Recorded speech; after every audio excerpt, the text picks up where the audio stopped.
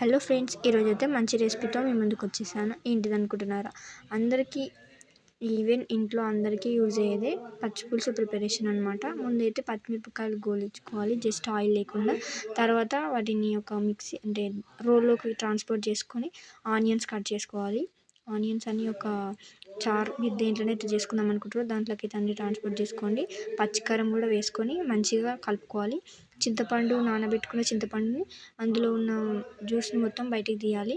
Water పోసుకుంటూ మనకి ఎంత క్వాంటిటీ కావాలో అంత క్వాంటిటీలో టేస్ట్ చూసుకుంటూ తీసుకోవాలి. కొంచెం కొత్తిమీర యాడ్ చేసుకోవాలి, సాల్ట్, షుగర్ కూడా యాడ్ చేసుకోవాలి. కొంచెం మంచిగా ఉంటుంది టేస్ట్. దాన్ని అలా పక్కన పెట్టేసి మనం పోపు పెట్టుకోవాలి. మళ్ళీ ఆయిల్, జీలకర్ర, మీకు ఏమేమి ఇంగ్రీడియంట్స్ తెలుసు కదా, ఎండుమిర్చి అండ్ పసుపు కూడా యాడ్ చేసుకోవాలి. కరివేపాకు మెయిన్ ఇంపార్టెంట్ అనమాట ఇదైతే.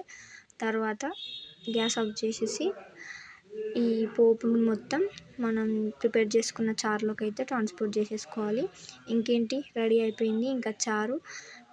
ఈ ఫ్రైస్లోకి కావచ్చు, కర్రీస్లోకి కావచ్చు, కాంబినేషన్ అయితే చాలా బాగుంటుంది friends.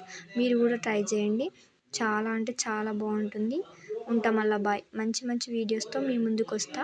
Please do support and subscribe.